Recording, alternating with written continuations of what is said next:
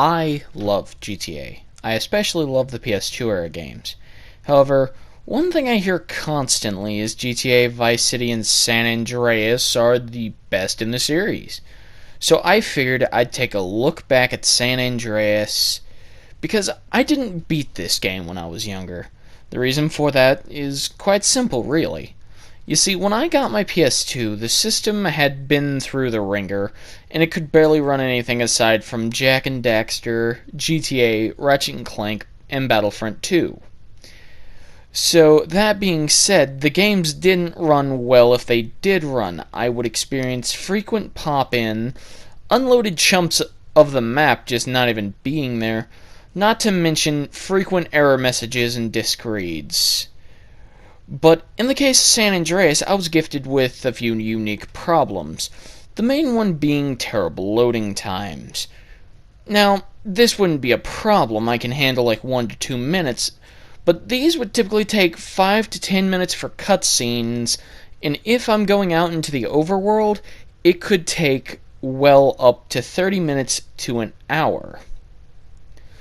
But the point is, I did keep playing this game when I was younger because I just enjoyed it that much, which is why I want to take a look back at it. So with that being said, I want to bring up the fact that when I was 15, this game did get a remaster for the PlayStation 3 and the Xbox 360, as well as tablets and iPhones. I played the remaster when I was younger. I remember it working really well, but I'll get into that later. However, if you want to know, one of the biggest reasons that I think this game is just a little bit overblown is you might remember a little game known as Skyrim or Resident Evil 4. Well, this is GTA's Skyrim Evil 4. So with that being said, hello, and welcome to my review of GTA San Andreas.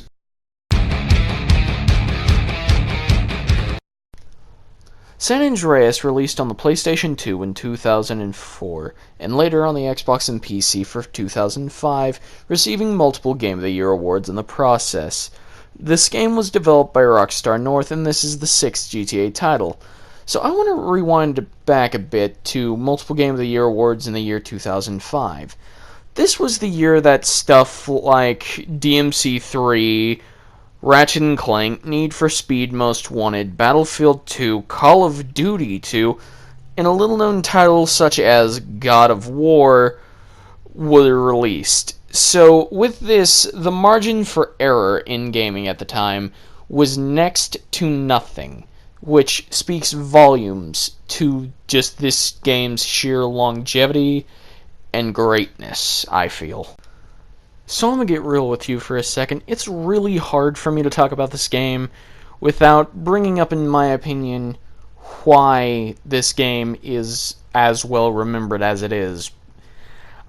Because the media had several scandals with this game. There was all the normal ones like video games cause violence, and a new face called Hot Coffee. Now, I'm not going to go into any of these here, simply because there are videos all over the internet explaining exactly what happened, and I'd rather not go do that. So I am going to say this. The media did kind of blow this one out of proportion, because thanks to these scandals, what wound up happening is the game sold a lot better than it would have because of them. And then there are the rumors. One of the big ones was Bigfoot is somewhere in the forests of San Andreas. Now, this one is one I'm sure a lot of people fell for, but as far as I know, he is not in the game and is nowhere in the files. And I believe someone from Rockstar actually has come forward in the past and said, yeah, he's definitely not in there. But I can't really prove this, so I don't want to say yay or nay on that one. So I'm going to start out this section by telling you that, yes, I am actually using the PS4 version of this game to play it. So by quick port review, I basically mean anything else this game has been released on that I personally own. Which, I'll talk about the PlayStation 2 port and the tablet port. Okay, so I'm basically going to start with the mobile version. It's really choppy on most devices, and the frame rate really sucks. And based on almost nothing but the sheer size of the map, I assume it's that, because of how just huge this game is and everything that is packed into it. However, some tablets can run it smoothly if you have a really good tablet. I have one that runs it pretty well. I even made a video on it one time. The controls are actually shown on screen, which is really interesting, but once again, what were you expecting? So, to move on from the tablet port, I now want to talk about specifically the PS2 port, which is no different than the PS4 port. However, there is one problem of everything just seems really dark. Why is it so bloody dark? The reason for this, I believe, is where I'm too used to an HD picture and everything is always clear on an HD TV. Going back to a CRT, the color is probably darker, but it does hide a lot more of the imperfections. However, hey guys, Future Josh here. So this is kind of a tangent I left out while originally making this a little bit. I wanted to talk about the PC port of this game because it's got the best community, especially for modding, and you can do some genuinely crazy stuff with this game. I'm about to say that mobile port is the best. However, I kind of think that the computer version is just better, mainly because you can mod out anything, and the modding community is basically like Skyrim's. Now, one last bit about the PS2 port. Some people actually prefer the PS2 port over any of the other ports because of the sky is different. I don't exactly see it, but I've heard that that is a difference that makes or breaks people for some reason. But the last thing you should know about the PS2 port is it is weird with how it does its cheats, because there is a chance that when you use a cheat, if you use it before a mission where you have to save Mad Dog from committing suicide, that it could actually just cause him to jump off the building before you can continue the mission, so it just kind of fails you and you can't complete the game because that's a required mission. So, that's just kind of a disclaimer, but on with the review. However, that being said, the PS2 port is the only one that has aged the worst. However, on the Xbox 360 and PlayStation 3, they actually got the mobile remaster, but it's more souped up and actually looks like something you would play on a console now. That being said, I feel disgusting saying this, but the mobile port is the best port to play it on, considering that the Xbox 360 and PlayStation 3 ports are now the mobile ports.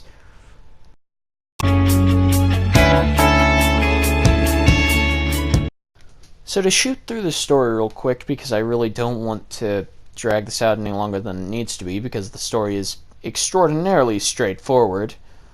Long story short, Carl gets a call from his brother Sweet that their mom has been murdered in a drive-by. So Carl then goes down to Los Santos to attend the funeral. However, on his way home, he is contacted by Officer Tenpenny and Pulowski. I say contacted, it's more like they kidnapped him, but you get the picture. And he is framed for the murder of Officer Pendlebury. Thanks to this, CJ must now try to bring back the Grove Street gang and stop Crash. Now the story is really good and it has an amazing setup. I'm not saying it doesn't. However, the story occasionally does throw you a curveball. Each one of the big cities feels like it's actually trying to tell a completely different story. So here I'm going to kind of like sum up them into 4 arcs, essentially. There's the first arc, Straight Out of Liberty. The second arc, Save Me San Fierro. The third arc, Viva Las Venturas. And finally, Return to Los Santos.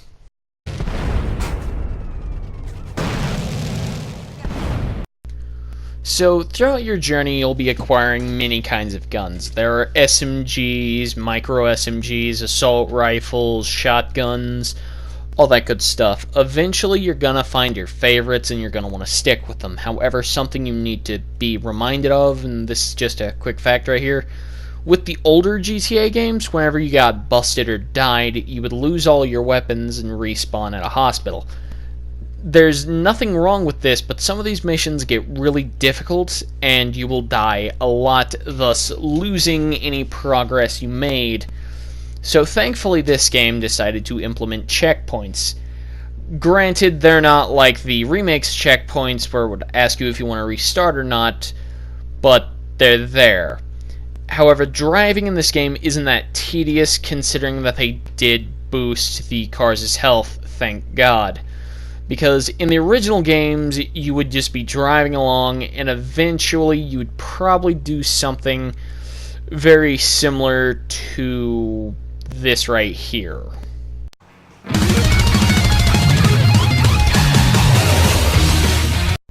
And basically what would happen right after that is your car would be in decent condition, you'd crash into a wall, and your car would either smoke or get set on fire, and would blow up.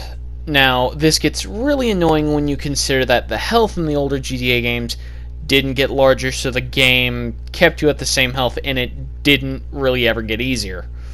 This game, however, adds a bunch of stat points to make CJ a bit more customizable, such as muscles, stamina, and all that good stuff to help you swim underwater, just make your melee attack stronger, and you can increase your shooting skill. Now, this all does play into your character's role and how NPCs interact with you, so that is there. However, for some missions it requires you to have a certain amount of stamina and breathing underwater, and it gets really annoying when it makes it mandatory, but I guess I understand it because you can't really do the mission without having that much stamina. So the next thing I was wanting to talk about is just the sheer variety of vehicles, because it's definitely been upped from Vice City. Not a whole lot, but there are a lot more vehicles. Not too much that you're not going to see every vehicle in the game. You'll see every vehicle in the game by the time you finish it, but there are a lot more than in Vice City or in GTA 3.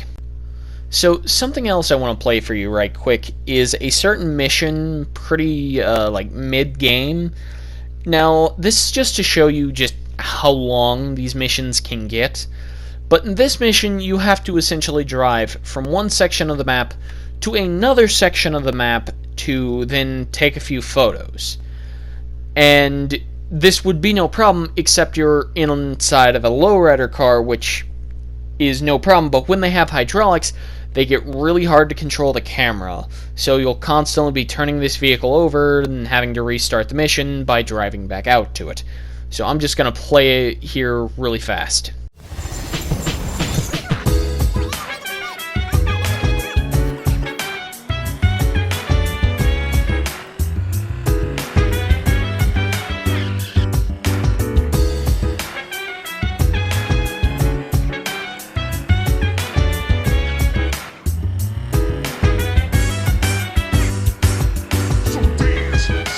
Put you in a trance. Let's party. Boogie in your body. Move that body, move that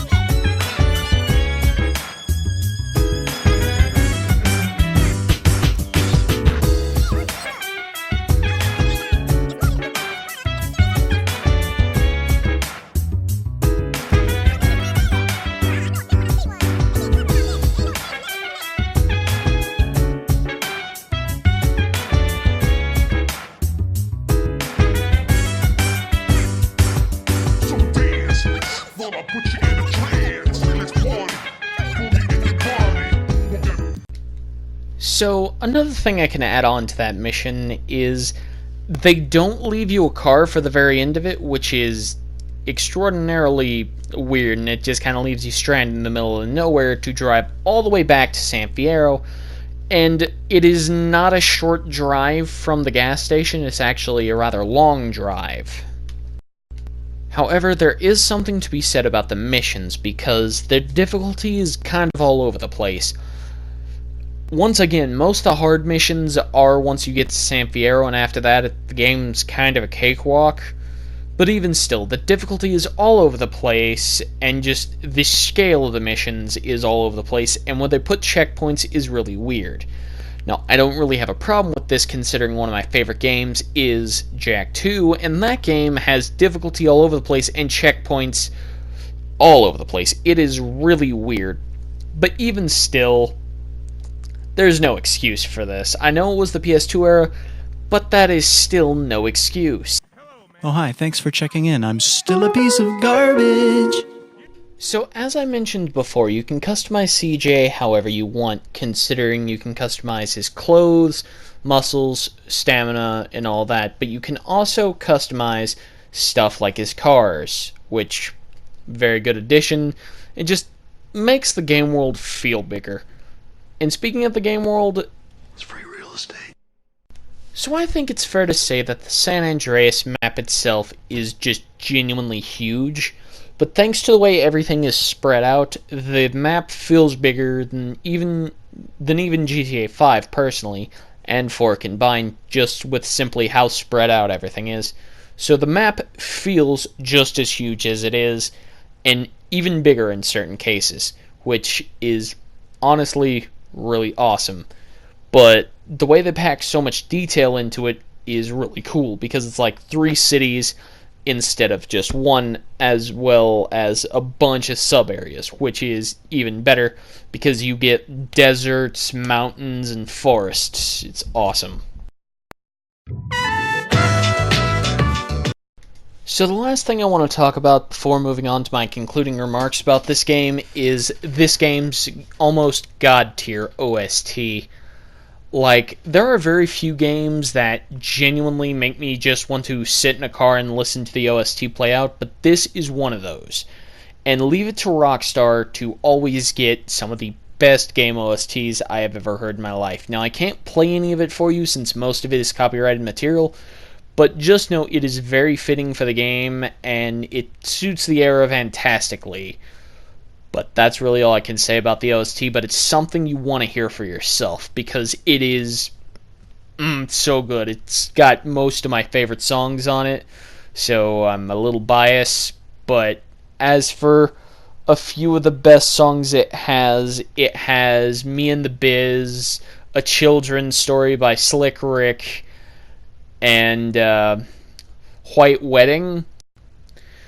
However, something you need to be informed of is on the PS4 and Xbox 360 releases of this game, there are occasional audio glitches because they had to remove songs due to licensing issues, so that's really no problem, but it is something you might want to be informed about because the PS2, as far as I know, doesn't have these problems unless you have a scratched copy.